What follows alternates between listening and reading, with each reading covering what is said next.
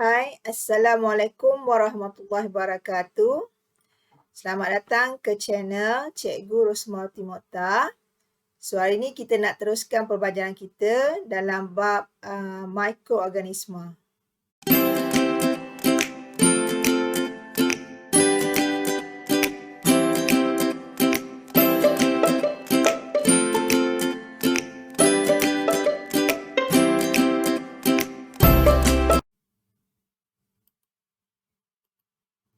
Kita masih lagi dalam tema 1, penyelenggaraan dan kesinambungan hidup. Okey, bab kita masih lagi bab 1, mikroorganisma. Dan tajuk kita pada hari ini ialah 1.2 mikroorganisma berfaedah. Okey, jadi kita nak tengok yang pertama, aplikasinya dalam kehidupan seharian kita, iaitu dia membantu hidupan untuk terus hidup untuk sihatlah, Dan seterusnya diperlukan dalam industri yang tertentu, Okey, apa dia, Okey, dia membantu dalam sistem pencernaan makanan. Yang kedua, dalam penguraian dan kitas mula bahan. Okey, yang tiga, dalam bidang perubatan. Yang keempat, dalam industri. Dan seterusnya dalam bidang pertanian. Okay, mari kita tengok satu persatu, Okay, yang pertama, dalam sistem pencernaan makanan kita. Okay, contoh dia, bakteria dalam usus manusia menghasilkan vitamin B dan vitamin K. Okay, contoh kedua pula, bakteria dan protozoa dalam sistem pencernaan herbivore, menghasilkan enzim selulase, iaitu mencernakan selulosa, yang dalam rumput tu, menjadi glukosa, gula ringkas dalam badan kita yang boleh diserap, dalam sistem badan kita lah,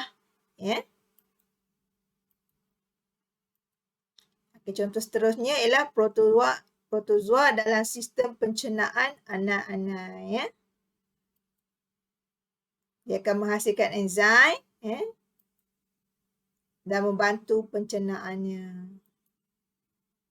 So, ini adalah secara keseluruhan lah, bagaimana dia berfungsi dalam pencernaan makanan. Okey, yang kedua, kita nak tengok pula dalam penguraian dan kitas semula bahan. Okay, contoh dia, bahan organik dalam organisma mati, iaitu contohnya bakteria dan kulat, dia akan menghasilkan enzim dan mencernakan organisma yang dah mati. Kamu boleh tengok dalam slide cikgu lah. So, menjadi bahan apa? Bahan yang lebih ringkas dan terbebas dan kembali ke persekitaran sebagai kita nitrogen dan juga kita karbon.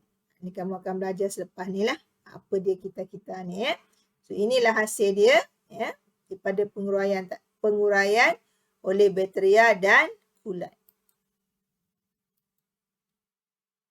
Okay, contoh dua, dalam bahan kumbahan berbahaya, bagaimana dia membantu menguraikan, Itu bakteria, contoh dia.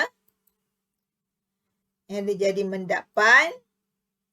Bakteria pengurai menukarkan kepada karbon dioksida, hidrogen, metana, air dan mineral. Ini dia bantu menguraikan bahan-bahan kumbahan lah. Jadi ini secara ringkas, bagaimana dia dalam penguraian, ini dalam penguraian, dan ini dalam kitas mula bahan, Jadi kita mengurangkan tahap berbahaya bahan kumbahan lah, Okay, yang seterusnya dalam bidang perubatan, terdapat bakteria dan kulat yang digunakan secara meluas untuk menghasilkan ubat, enzim, vaksin dan makanan tambahan kesihatan. Okay, contoh dia, antibiotik, contoh dia, seperti penicillin dan insulin, dihasilkan daripada kulat untuk membunuh bakteria yang menyebabkan penyakit. Okey. Contoh yang kedua, vaksin dihasilkan dengan melemahkan mikroorganisma yang berbahaya untuk menghalang daripada terkena jangkitan penyakit berjangkit seperti tetanus. Okay. Contoh 3, enzim dihasilkan oleh bakteria dan kulat digunakan untuk diagnosis penyakit dan rawatan penyakit. Diagnosis ni untuk kita mengesan awal apa penyakit tersebutlah. Okey. So ini secara keseluruhan dalam bidang perubatan So tetanus adalah salah satu penyakit yang boleh berjangkit lah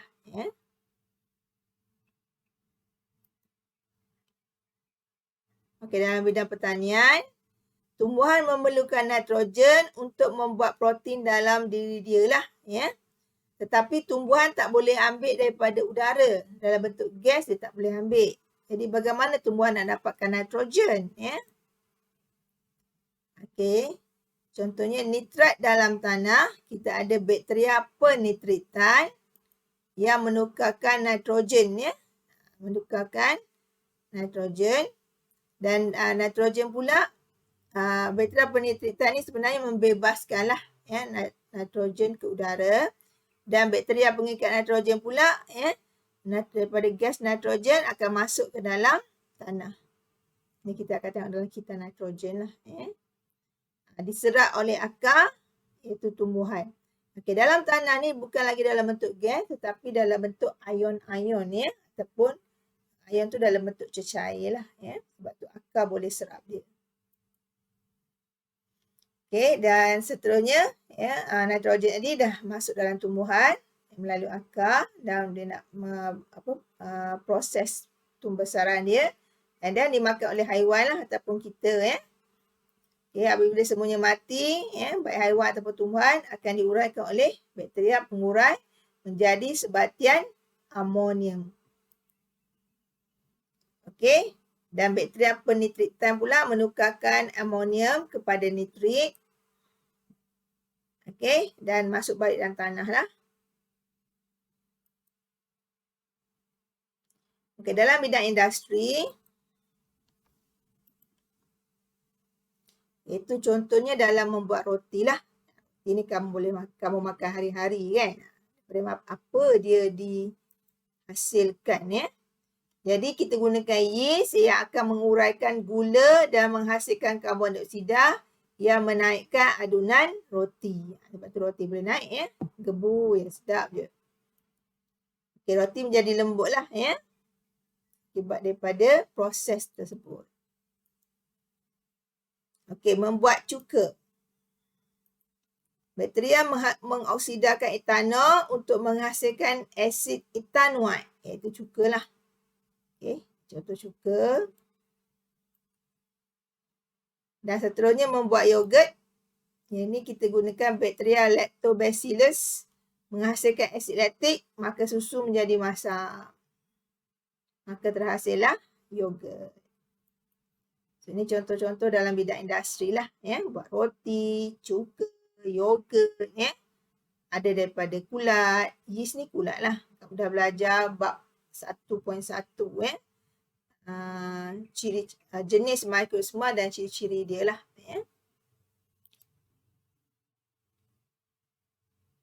Okey, potensi kegunaan mikroorganisma.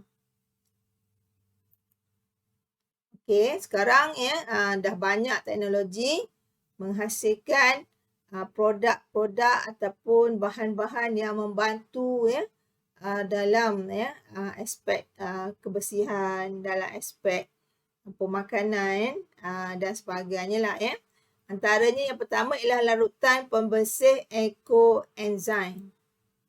Okey, digunakan untuk apa? Merawat sisa kumbahan dan menghasilkan ekoenzim. Bagaimana dia dilakukan? Melalui penapaian sisa pertanian.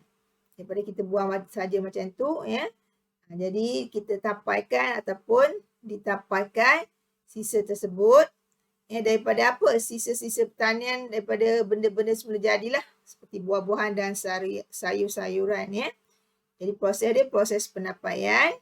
Jadi ini satu aplikasi teknologi hijau dalam sektor pengurusan sisa dan air sisa yang sangat membantu kita mengatasi ataupun mengurangkan masalah alam sekitar lah ya. Jadi contoh dia ialah pertama larutan pembersih ekoenzim, yang kedua sebagai bahan pencuci kimia ya. Ini contoh bahan dia lah ya. Okey, kita boleh tengok beza antara pembersih ekoenzim dengan pencuci kimia. Okey. Pembersih ekoenzim daripada penapaian sisa pertanian. Kalau pencuci kimia, penggunaan bahan kimia teruslah, direct ya. Tindak balas terhadap lemak dan gris. Enzim dalam ekoenzim menguraikan lemak dan gris kepada molekul yang lebih kecil. Jadi lebih senang kita nak basuh lah ya, basuh, cuci dan sebagainya. Okey, bahan pencuci pula surfactants dalam bahan pencuci kimia mengemulsikan lemak dan gris kepada buih. Okey. Emulsi ni dia akan seolah mengeluarkan lah ya. Mudah digunakan. Okey, bagi pembersih ekoenzim tak perlu sental lah kerana lemak dan gris tu dah tanggal ya, mudah ditanggalkan. Okey, bahan pencuci ni kena sental ya dengan kuat ya. Okey, saliran tersumbat. Okey, molekul kecil dihasilkan oleh enzim tidak menyumbatkan saliran. Ini biasa dalam singki lah ya. Dia punya saluran tu ya, kalau lemak banyak jadi tersekat lah. Kalau bahan pencuci kimia, tengok ya, perlu buih dihasilkan oleh surfactant menyumbatkan saliran. Itu kesan dia ya. Kos bagi pembersih ekoenzim rendah, pencuci kimia tinggi, penghasilan sisa pembersih ekoenzim kurang, pencuci kimia tinggi. Ini berbahaya ya. Dari segi alam sekitar, dia mesra alam lah bagi pembersih ekoenzim dan mencemarkan alam sekitar bagi pencuci kimia. Ini beza yang sangat ketara ya, antara pembersih semula jadi, pembersih ekoenzim dan bahan pencuci kimia.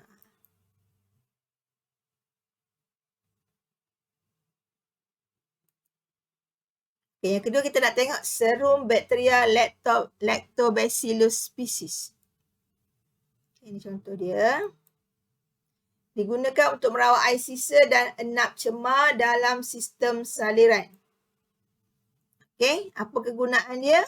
Dia dapat menghasilkan enzim, merawat sisa kumbahan, menyingkirkan bau busuk, membantu pencernaan haiwan ternakan, membuat kompos dan memajukan industri perikanan. Ini antara contoh dia lah ya. Itu saja daripada cikgu. Ya, terima kasih sudi menonton. Jadi kamu boleh buat revisi dan ulang kaji untuk tajuk ini ya. Sekian daripada cikgu. Assalamualaikum. Everything changes.